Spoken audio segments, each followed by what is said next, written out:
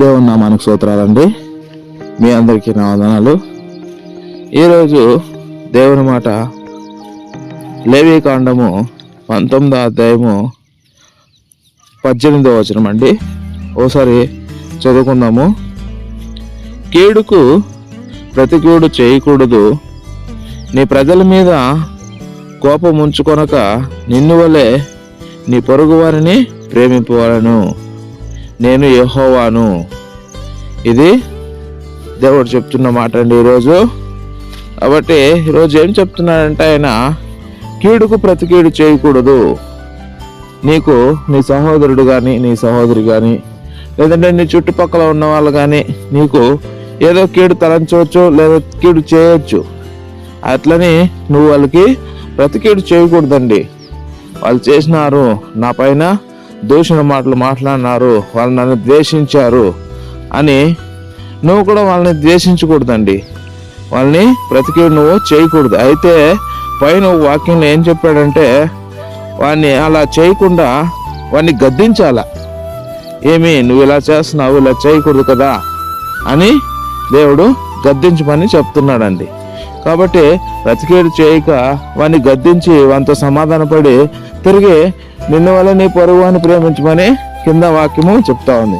ఇలా నువ్వు సమాధానపడి వాడిని ప్రేమించాలి, అంతేగాని కీడుకు ప్రతికీడు చేయకూడదు, దేశపు మాటలు మాట్లాడకూడదు. ఎందుకంటే క్రీస్తు అలాగే చేశాడా? యేసయ్య చేయలేదండి.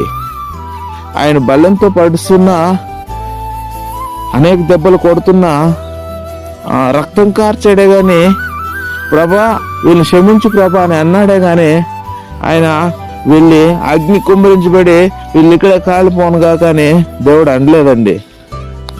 దేవుడు మనకి ఏ మార్గాన్ని నేర్పించాడో ఆ మార్గంలో మనం నడవాలండి. ఆ మార్గాన్ని విడిచి నీ సొంత మార్గంలో నడిస్తే దేవుడు అంగీకరించడండి. కాబట్టి నిన్ను వల్ల నీ పొరుగువాన్ని ప్రేమించాలి. వాడు ఎదుగుతుంటే వాడిని అణిచివేయడము, వాడిని తొక్కివేయడము చేయకూడదండి. దేవుడు అలా చేయలేదు. నాకంటే మీరు గొప్ప కార్యాలు చేస్తారని వాళ్ళని ఇంకా ఎంకరేజ్మెంట్ చేశాడు దేవుడు. నువ్వు నమ్మిన ఎడల దేవుని మహిమను చూస్తాను కూడా దేవుడు చెప్పాడు. ఇప్పుడు నాకంటే గొప్ప కార్యాలు చేయమని మనల్ని దేవుడు ఆజ్ఞాపించి ఉన్నాడు. కాబట్టి మీరు జ్ఞాపకం చేసుకోండి, మీరు దేవునిలో అభివృద్ధి పొందాలి, సమృద్ధిని పొందాలి, స్వస్థతలను పొందుకోవాలి.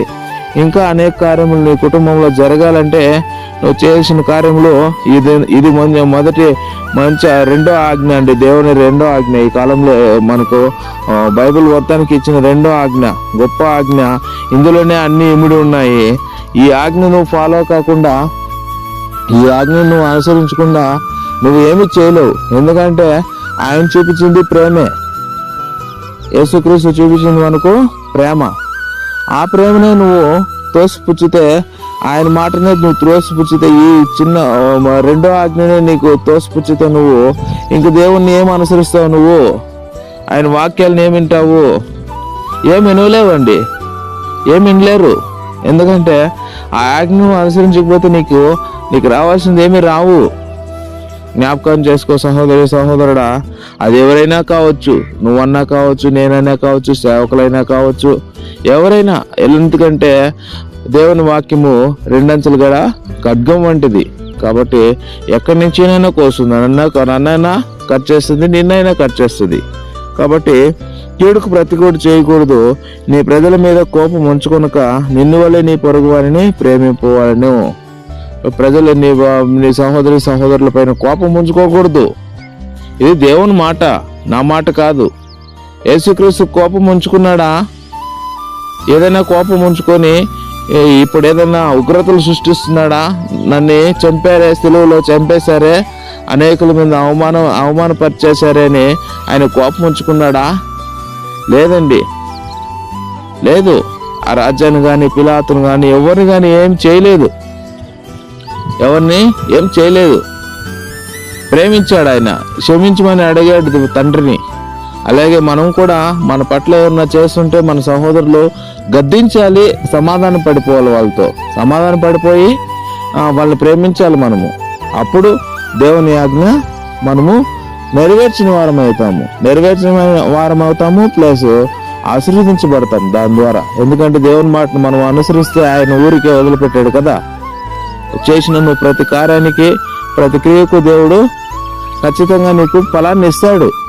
ఇవ్వకుండా ఉండడు కదా దేవుడు. కాబట్టి దేవుడు ఈ వాక్యం ద్వారా అతి గొప్పగా మనతో ఈరోజు దేవుడు మాట్లాడాడండి. ఎవరైనా ఇలాగా ఏమన్నా ఉంటే కోపం ఉంచుకొనక వాళ్ళతో సమాధాన పడండి. ఒకవేళ చిన్నపిల్లలు పెద్దోళ్ళు అయినా కానీ ఎవరైనా సరే, ఇక్కడ దేవుని వాక్యంతో భేదం ఎవరు లేదండి. అందరూ పాపం చేసి దేవుడన్న గురించి మహిమను పొందలేకపోతున్నారని రోమపత్రికలు చెప్పబడింది వాక్యం. కాబట్టి చిన్నోడైనా కానీ పెద్దోడైనా కానీ, పెద్దోళ్ళైనా కానీ చిన్నోళ్ళైనా కానీ, ఎవరైనా కానీ భేదం లేదు. ఎవరైనా పాపం చేయొచ్చు, ఎవరైనా ద్వేషం పెంచుకోవచ్చు, ఎవరిలో అయినా పొరుగు అని ప్రేమించే అంత ఇదే లేదు, స్తోమత లేకుండా ఉండొచ్చు. కాబట్టి జ్ఞాపకం చేసుకొని విడిచిపెట్టి ఈ రోజు నుంచి మార్పు చెందండి. దేవుడు మిమ్మల్ని ఆశీర్వదిస్తాడు. ఈ వాక్యం దేవుడు దీవించుడుగాక.